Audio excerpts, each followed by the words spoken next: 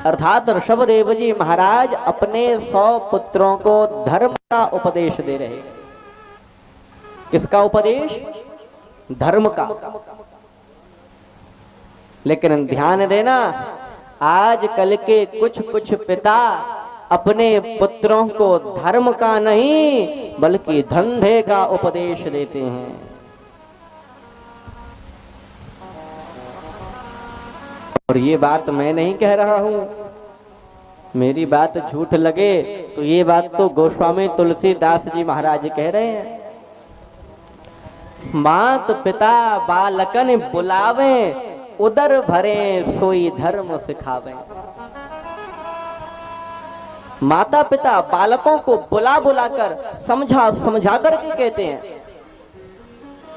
हे बेटा इस धंधे में तो थोड़ी सी कमाई है, कोई बड़ी कमाई वाला व्यापार कर। उदर भरे सोई धर्म सिखावे, केवल पेट भरने की विद्या सिखाते हैं। मैं ये नहीं कह रहा हूं कि दाम मत कमाओ। आज का समय तो ऐसा है कि जीवन व्यापन करने के लिए दाम तो कमाना ही पड़ेगा।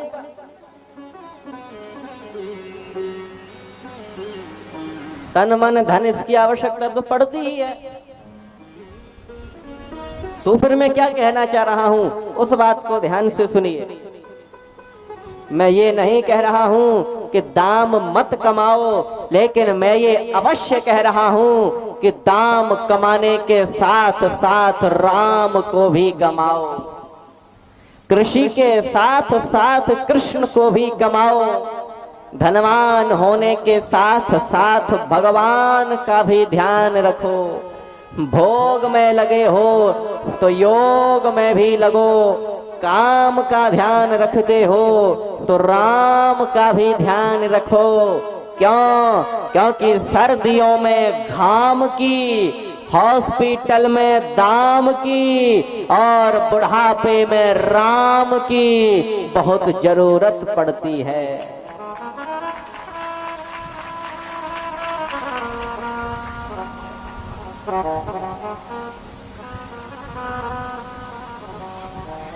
इसीलिए सांसारिक कार्यों को करने के साथ साथ हम भगवान का भी नाम अवश्य लेते रहें। यही उपदेश ऋषभदेव जी महाराज अपने 100 पुत्रों को देते हैं।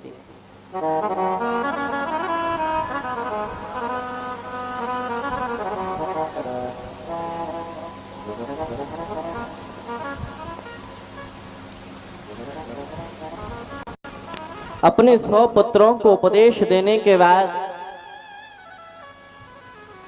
अपने सबसे बड़े पुत्र भरत को राज्य देकर भगवान ऋषभदेव तपस्या करने के लिए चले जाते हैं। अब एक दिन क्या हुआ कि भरत जी महाराज को भी वैराग्य हो गया।